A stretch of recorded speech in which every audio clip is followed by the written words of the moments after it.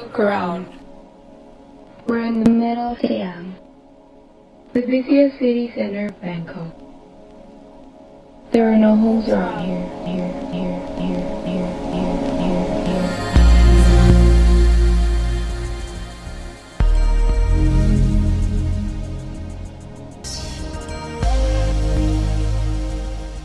Life has been sucked out of this monolithic city center by the virus.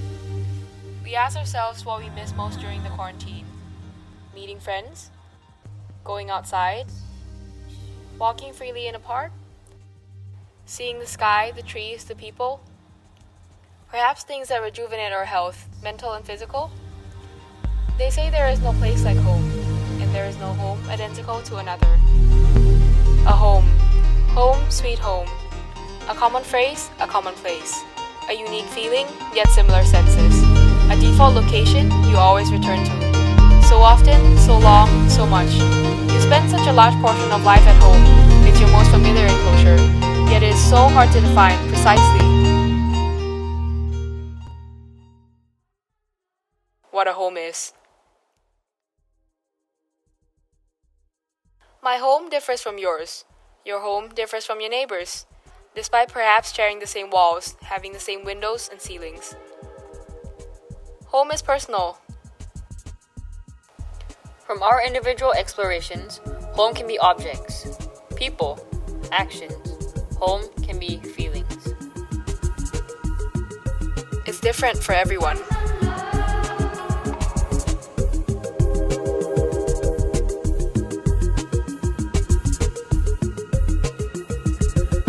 Being in quarantine means we spend even more time at home than ever before. Versions of ourselves that used to only exist outside of the home has moved in. We've never had to be a student at home, nor exercise, nor have a meeting, let alone gardening. Work is no longer in the workplace. Daily objects are assigned to new functions, new purpose. They can transform into a new object. A space does more than what they're designed for. The lines are blurred. Social agreement is compulsory. Some negotiation with your family has to be made. Mom, can I work at the dining table? I'll eat in bed today. Can I use your blanket as a green screen? Sometimes home is your most private space, your safe zone. Sometimes not. Why are you using my table? I need space to Zoom call. Move to the dining room. I need to use this space.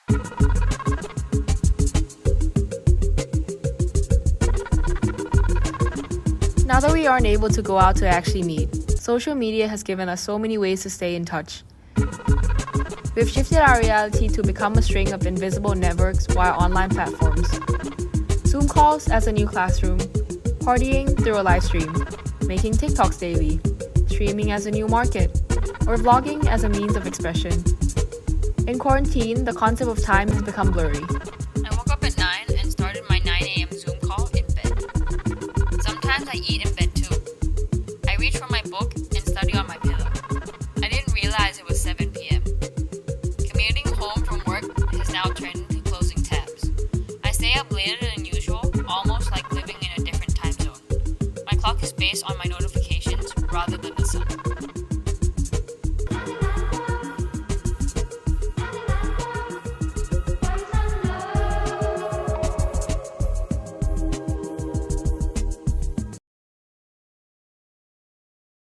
What's your favorite Zoom background, by the way? Mine's the potato. I like the Hawaiian one. I have my own face on it.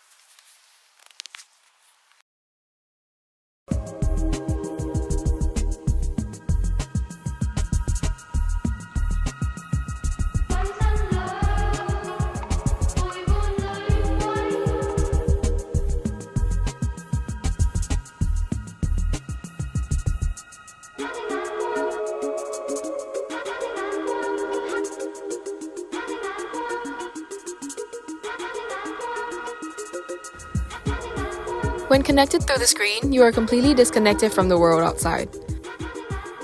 You spend days staring at this flat screen, not immersed in the depths of a classroom or the trees and scenery through the windows.